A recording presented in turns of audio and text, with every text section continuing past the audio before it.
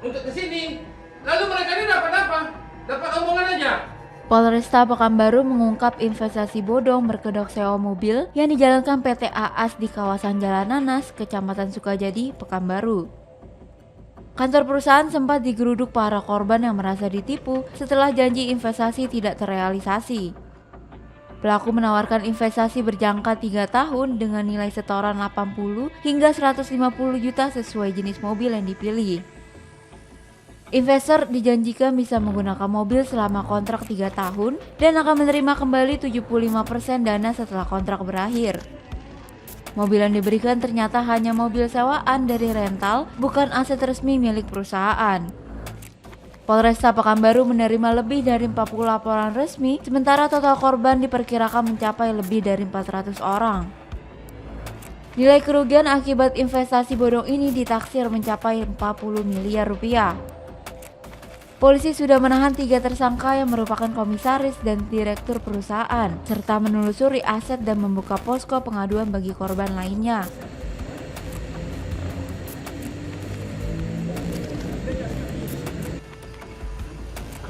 ASA ini menggandeng masyarakat dan mengiming-imingi ke masyarakat yang saat ini sudah menjadi korban dengan memberikan sebuah unit mobil dan menarik sejumlah uang dalam bentuk modus investasi, di mana investasi itu rata-rata minimal ada lebih kurang 20 juta. Kemudian korban atau beberapa masyarakat ini dipinjamkan mobil selama 3 tahun. Ternyata mobil itu adalah mobil rental dan investasi itu tidak ada. Ya, jadi di PT ASA kita juga sudah cek dengan OJK, tidak ada juga izinnya terkait masalah pengumpulan uang kepada masyarakat. Nah, saat ini berdasarkan hasil laporan dari masyarakat ada 40 lebih LP yang sudah kita terima di Polresta dan ini masih berjalan. Kita juga masih buka pengaduan layanan terhadap kejadian PT ASA di Polresta Pekanbaru. Silakan masyarakat yang masih ada atau yang masih dirugikan yang belum bikin laporan, kita tunggu laporannya di Polresta Pekanbaru. Dan untuk tersangkanya, komisaris dan direkturnya ada jumlah 3 orang sudah kita tetapkan sebagai tersangka. Saat ini dalam sedang proses. Sudah berapa lama perusahaan ini mengaku? Sudah hampir berjalan setahun lebih. Total kerugiannya berapa Bang? Total kerugian untuk sementara karena kita data ini ada lebih kurang 400-an korban. Kalau kita rata-ratakan 100 juta itu lebih kurang 40 miliar.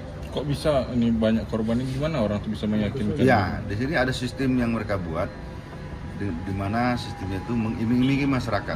Masyarakat bisa menggunakan mobil selama 3 tahun dengan syarat menyerahkan uang dalam bentuk investasi. Ternyata investasi tidak ada.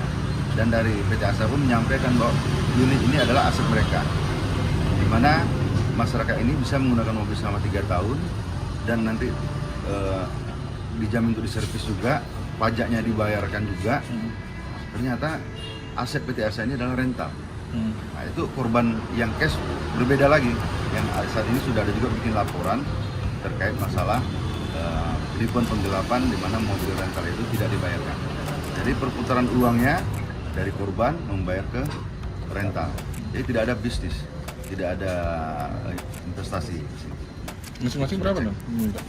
Rata-rata ada 100 juta, ada 80 juta, ada 150 juta, tergantung unit yang akan diberikan oleh PT ASA kepada korban.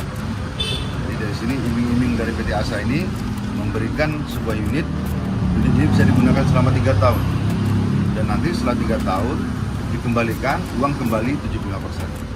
Ini investasi di bidang apa nih dikatakan orang? Kalau dari izin-izinnya kita lihat izinnya itu adalah izin transportasi dan rental. Ini akan kita dalami lagi. Kita akan cek lagi di dinas terkait.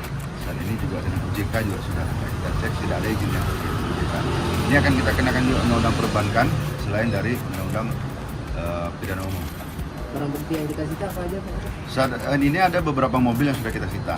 Berapa unit? Ya, Berapa unit Pak? lebih kurang ada 3 unit saat ini. Kemudian untuk LP sudah ada lebih kurang 40-an yang sudah membuat laporan di Polresta, baik yang laporan di Polda, di Polresta, kemudian di Polsek, di Polsek Sukajadi juga sudah ada. dan ada beberapa korban yang sudah menyerahkan mobilnya untuk kita sita. Karena SK sebagai macam? ya, SK ini jabatannya apa? TSK ada komisaris, ada direktur, dan ada direktur operasional.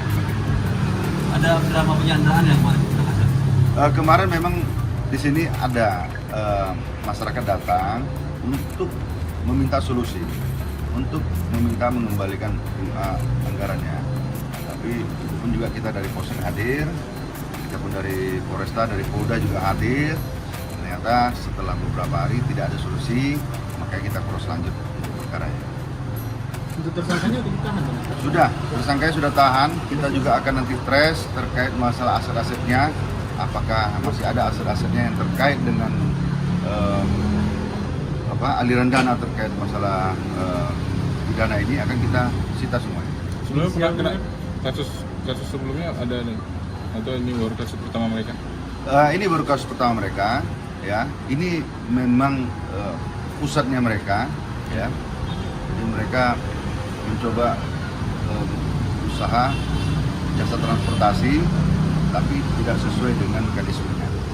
PT ini ada cabang lain? Saat ini masih kita dalami. Informasinya ada 2 cabang lain, tapi sudah tutup, tapi kita dalami.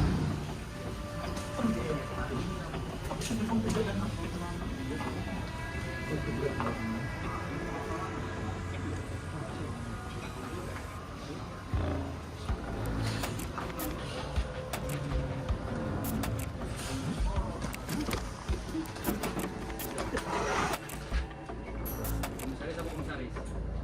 Bukan. Jadi perusahaan misalnya apa namanya tuh Sekit. Nah, jadi perusahaan ini bergerak di bidang apa? Pengadaan. Nah, pada saat yang mendirikan perusahaan ini, akan mengadopsi ini dari Singapura nih, yang dibawa kemarin. Nah, ada nggak adopsi ini berhasil gitu? Mendapat subsidi dari pemerintah nggak mengajukan? Nggak ada. Nah, kita melaksanakan perusahaan ini berapa nasabah yang sudah mendapatkan? 340 selama 3 tahun. Nah, yang didapatkan nasabah dalam kontrak itu apa ya? Nah, untuk 300 nasabah ini mendapatkan apa? Mobil ya, mobil yang kalian janjikan.